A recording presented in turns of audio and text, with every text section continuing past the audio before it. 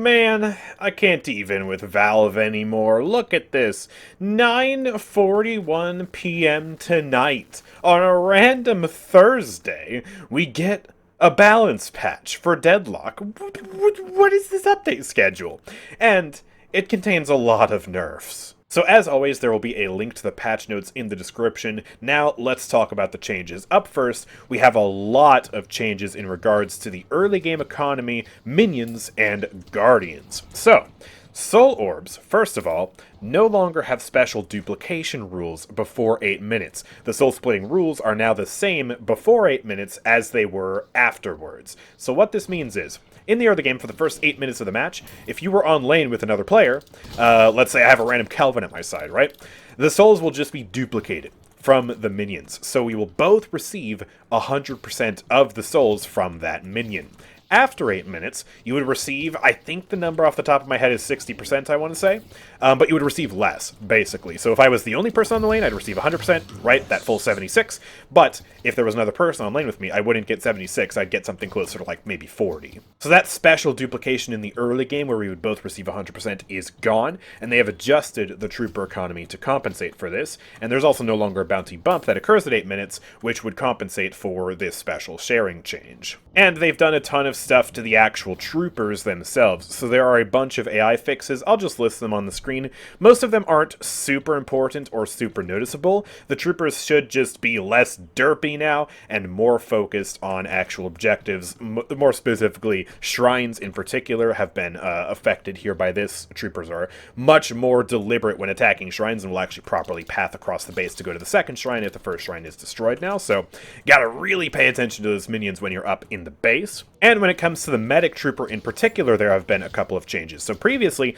this guy had 3 charges of his heal, so he could heal multiple people back to back to back. But the charges had a very long cooldown to actually come back. And they have reverted to the system in the previous patch, where instead of having 3 charges, it just has a really low cooldown. So there's 1 charge on the medic minion now, with a 6-second cooldown. So you should be getting healing more consistently from the medic trooper, but if someone gets healed next to you, then you're not going to be able to get that heal for another 6 seconds. And one more change, you can no longer parry these troopers. As you can see, I am actually technically parrying it, in the sense that it's not putting my parry on cooldown, I'm getting the successful parry noise, but you notice that minion was not getting stunned at all. This is a pretty big change when it comes to actually stalling out the wave, because sometimes people will stall waves by basically parrying the troopers, stunning them, so that way the troopers can't attack, and they'll just be sitting there idling, and, you know, it's part of lane freezing. It's a pretty common thing towards the higher elos.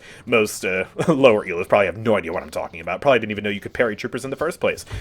So yeah, that is gone, and that is a pretty big change for the people who actually know how to utilize it. Guardians also have slightly reduced attack range, as well as melee attempt and damage range. So the melee range has been reduced by about 1 meter on both the attempt and damage range, so now an attempt range of 5 meters and a damage range of 7 meters, and the attack range for this big beam attack has been reduced from 38.1 meters down to 35 meters. So you can get a little bit closer to the Guardian before it'll start attacking you, and we'll see how this actually plays out, if it's really that big of a change at all. So yeah, the early game is going to feel very different in this update, between the economy changes, the Guardian changes, and the fact that you can't freeze the lanes as consistently because you can't really parry these minions anymore. It's definitely going to take some experimentation, and we'll see over the next coming days whether people like these changes or not. Really just going to have to playtest them and see how it feels. And one more thing that makes me very sad before we move on to the Spirit Urn changes is heavy melee cancel momentum is significantly reduced. Why? Really? Are we against fun, Valve? Is that what you're telling me right now? Let me change hero just to make sure I'm doing it properly. I don't really heavy melee cancel on Bebop. He's got a weird animation. Oh, Valve! First you get rid of my special goo punch animation, and now this. Oh. And you know, Abrams wasn't directly mentioned in the nerfs for this patch. He wasn't mentioned at all, but Yeah, no, Abrams is definitely feeling worse this update now. Oh, why are we doing this? Anyways, now let's talk about the Spirit Urn. So, the urn will now reveal you immediately when you pick it up, just like this. And the first urn is now also considered for comeback mechanics. So, the first urn of the match that spawns in at the 10-minute mark, this urn basically would always spawn in the center between lanes. So it would not be sided towards one team or another, even if one team was behind enough that traditionally it would have the comeback mechanic.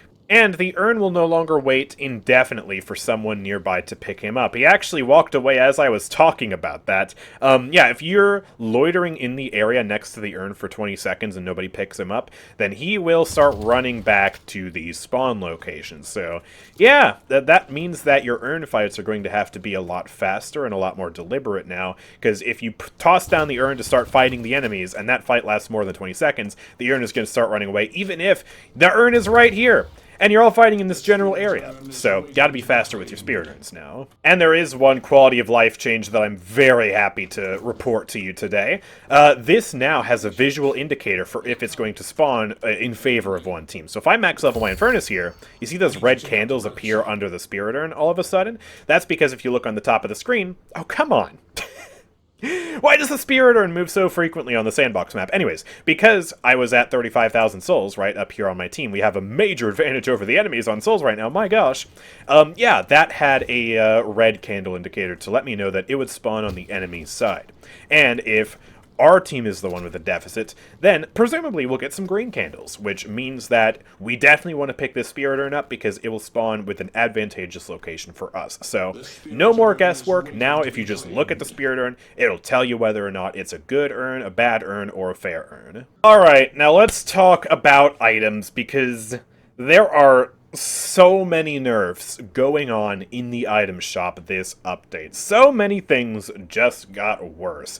And I have to be honest, I'm not really a fan of when devs do this style of balancing where they just nerf everything, which seems to be what's going on this update because a lot of things have gotten worse. I'd rather them buff up the weaker things rather than nerf the stronger things, because when you have more strong options to choose from, it feels like you have more build diversity and it's just more fun for everyone. But with that rant aside, let's talk about the actual nerfs. So Hollow Point Ward, pretty popular item in the early game. This got nerfed pretty drastically. 25 less Spirit Shield, from 95 down to 70. And also, they have reduced the weapon damage bonus from 20% to 18%. So this item is worse. Very popular early game item. And yeah, I guess you're more incentivized now to go for something like rapid rounds, or close quarters, or anything like that. Healing Rite as well. One of the most popular items in the entire game, in the early game, because it gives you healing in the lane when you usually don't have much healing. This has been nerfed. So the health regen has gone slightly down from 370 to 350, but the big nerf is to the cooldown. It has increased from 64 seconds to 70 seconds, a 6-second increase. And that is a very big problem if you're losing your lane, taking a lot of damage, and you need those healing rites up consistently. So clearly they want people to go for these other sustain options, like melee lifesteal, extra regen, and enduring spirit. But the issue is, healing rite is just so consistent, right? You just hide out of combat for a little bit, you get that healing online, and you're able to zap your health back up.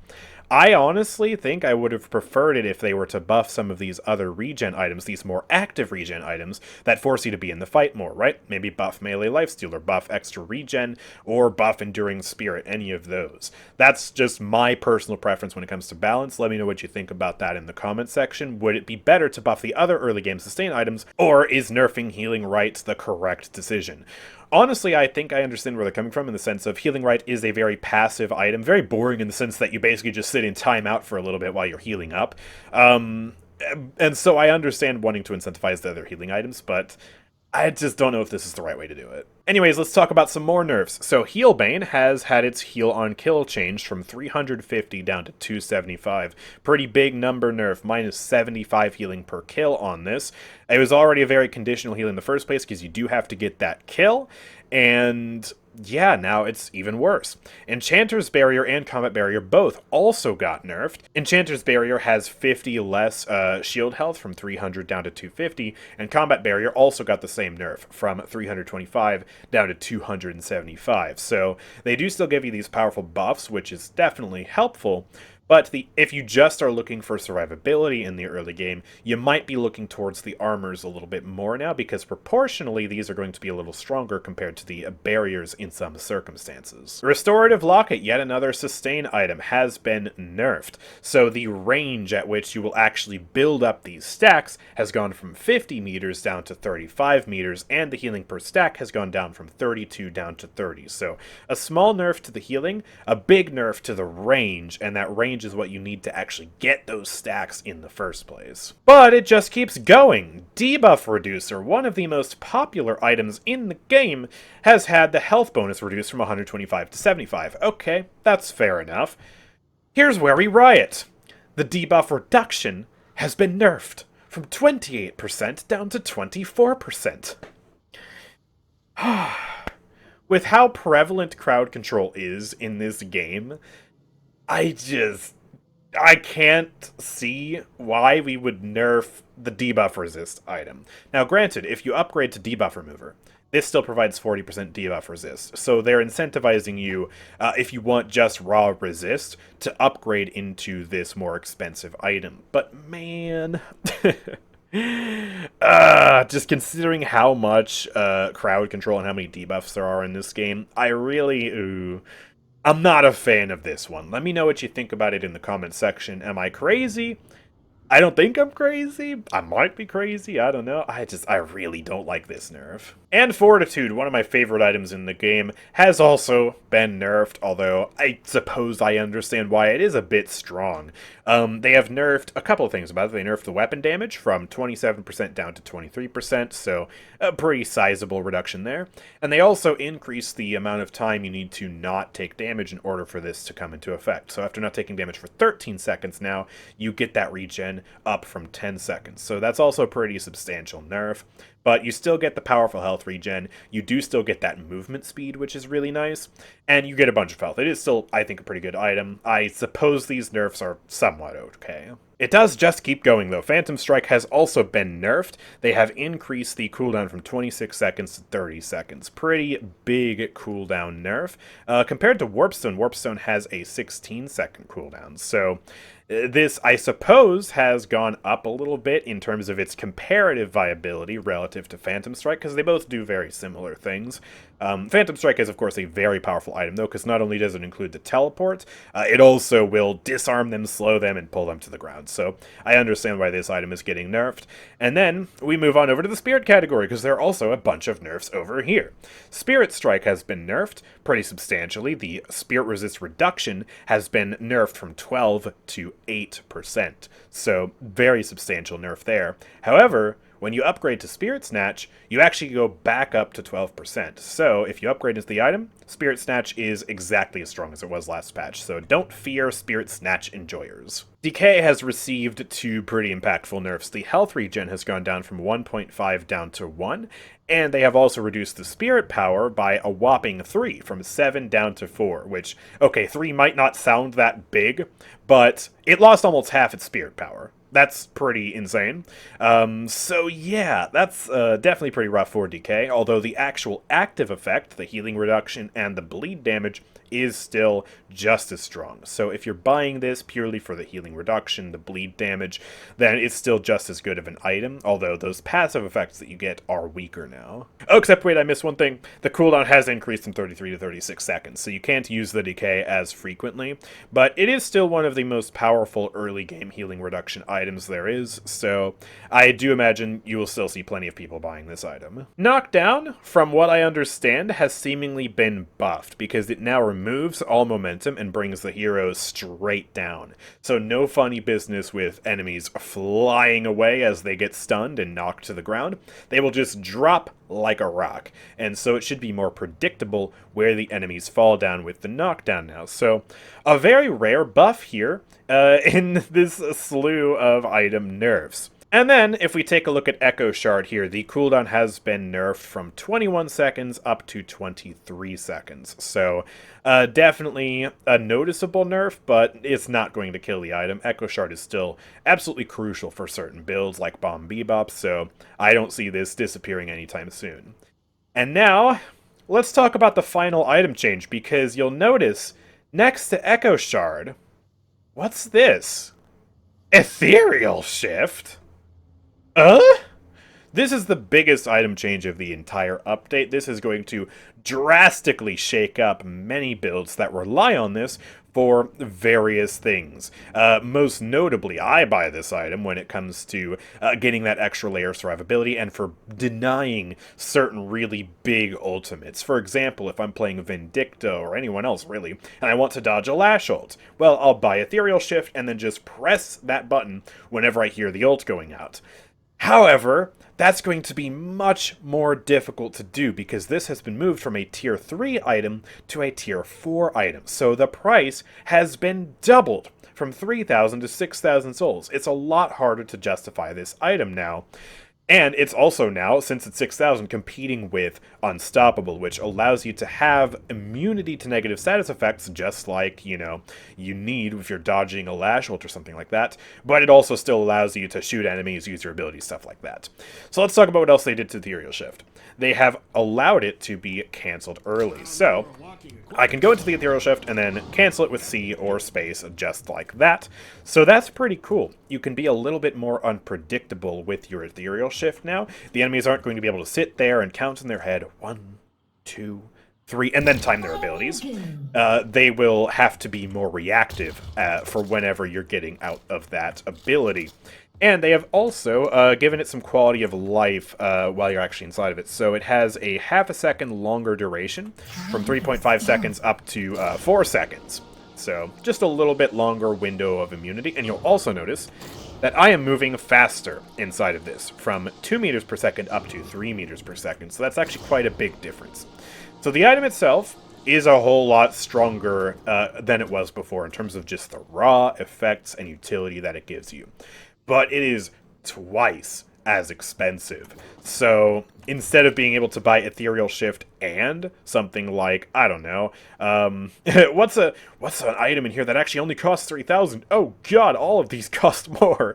Okay, instead of being able to buy Ethereal Shift and Knockdown, or Torment Pulse, or Surge of Power, you now can only buy Ethereal Shift. So this is the biggest shakeup in the item meta, in my opinion, because the Ethereal Shift was a pretty popular item for blocking a lot of important effects in this game.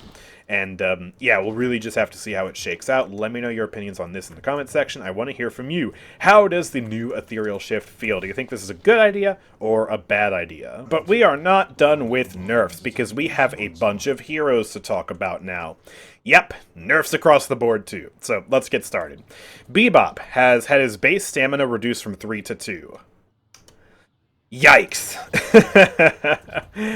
Ouch. Oh no. Bebop is now in the same category of characters with 3 stamina as Vindicta and McGinnis. Ooh. That's a really big nerf. And this is likely because Bebop is a character who's meant to pull enemies out of position and punish bad positioning, and so he needs to be careful not to get himself in a bad position, too.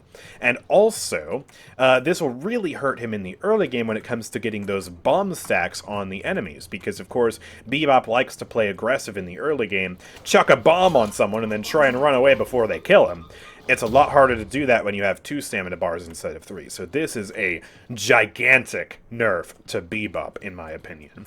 And we're not done yet, by the way. He also had his base regen cut in half, from 3 to 1.5 seconds, so he's going to be even more dependent on those early healing items like Melee Lifesteal, Enduring Spirit, and Healing Right, which, Healing Right got nerfed.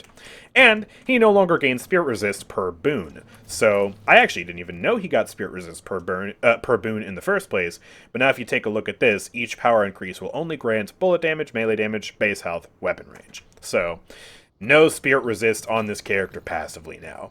Very crushing, devastating Bebop nerfs. I'm sorry, Bebop mains. I mean, he was strong, but ouch! The hammer has come down on Bebop. Calico has also received some nerfs, and these are very much appreciated. So her base ammo has been reduced from 12 to 9, fair enough. The gun damage growth has been reduced by 25%, so I believe this is also referring to the boons and her base bullet damage just being less powerful as you progress throughout the match. And finally, the Gloom bombs tier 1 and tier 2 have been swapped, so she won't be doing as much damage in the early game with the Gloom bombs. It was a very common strategy that I even used myself for Calico, where you just put 1 point into the Gloom bombs super early, and then just upgrade whatever else you wanted to, namely the Leaping Slash.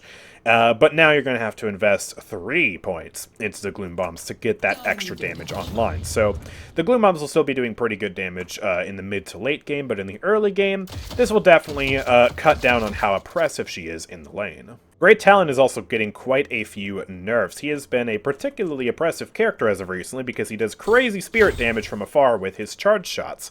So they have nerfed a lot regarding the charge shots as well as a few general stats. His HP regen has been reduced from 2.5 to 1.5, so early lane healing is going to be harder. And his move speed spirit scaling has been reduced from 0.025 to 0.014. So this is actually almost cut in half.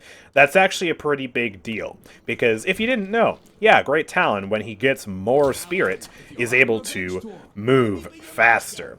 And, yeah, this also got pretty out of hand when you consider the fact that they have been buffing every character's sprint speed across the board over the past couple of updates. So Great Talon was benefiting from that without any downsides, and he was able to move lightning quick. So they have finally nipped that in the bud, which is a shame because, man, I should have made another Great Talon video speed maxing with him when I had the chance. Gall darn it. So now let's talk about the charge shot. The base damage of the charge shot has gone from 100 down to 90. Already pretty substantial nerf. And they have also changed how the spirit scaling works. So they have reduced the spirit scaling by default from 1.6 to 1.2. So just in the early game and the mid game, you're going to be getting much less value out of the spirit items than you were before. However, when it comes to the tier 3 charge shot, when you upgrade this all the way to the improved damage scaling, you actually completely mitigate the nerf because they have increased that scaling from 0.9 to 1.3. So tier 3 charge shot will be doing the same spirit scaling as it did before, but if you don't have it maxed out all the way, it'll be doing significantly less spirit scaling. Haze is one of the few heroes who's getting buffed this patch, so the Sleep Dagger now causes the target to be unable to slide while drowsy, so yeah, no sliding anymore. That's pretty self-explanatory. And they have also made it so that the Tier 2 Dagger will reduce stamina regeneration by 60% for 6 seconds on Wake Up, which is a pretty devastating effect, I dare say, especially because it removes stamina on Wake Up as well when you upgrade that Tier 1. So Sleep Dagger is now a very scary ability. And I wonder what happens if you Echo Sharded, if that 60% stacks and becomes even stronger. Oh, God. And they have also increased the fire rate on Bullet Dance from 30 to 35%, so a small DPS increase here. And the Tier 2 cooldown has been buffed from 40 seconds reduction down to 50 seconds reduction, so even more uptime on the Bullet Dance once you upgrade it like this. Holliday has received an interesting change, so the base gun damage has been reduced from 29 down to 26. However, the damage growth has been increased from 1.53 to 1.72, so this is as you upgrade and get those power increases, you will get more bullet damage. And so I believe by the late game she'll probably be doing more gun damage, but in the early game it's less. So they're basically changing how the curve works to make her a little less oppressive with the gun in the early game, especially with that crack shot doing crazy amounts of damage.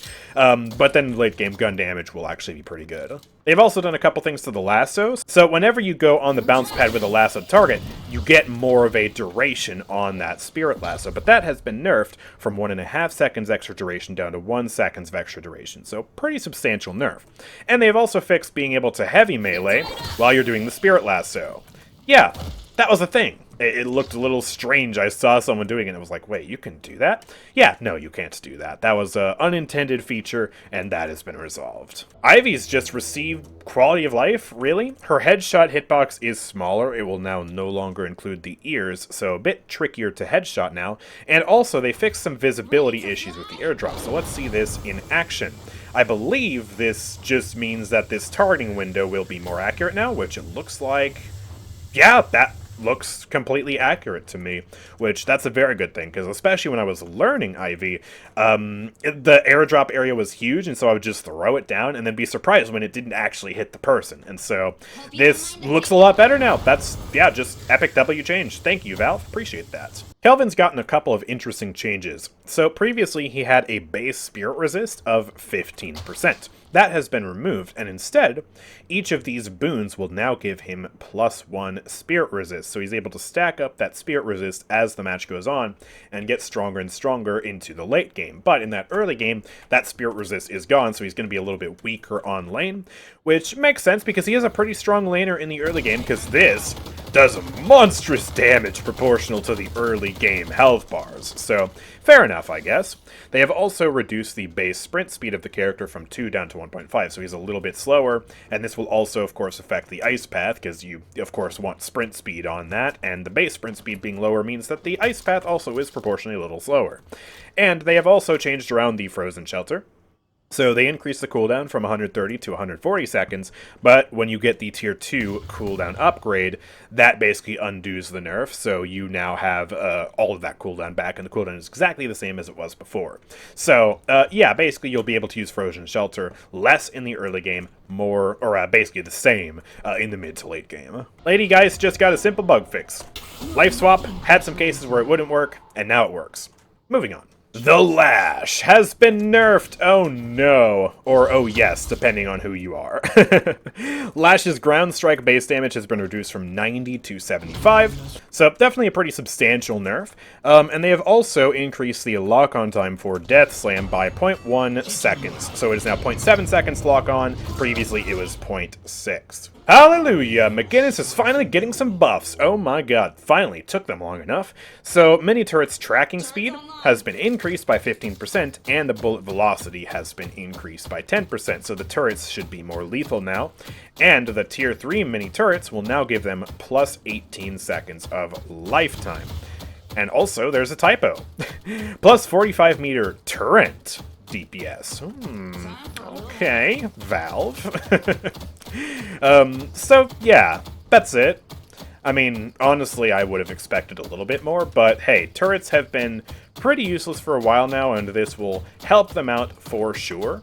But man, whenever I see a McGinnis on lane, it's just tantalizing. I'm like, oh, she's gonna put down the turret, and then I'm gonna get free souls from it. It's great. Oh, I can't wait. McGinnis, help me farm.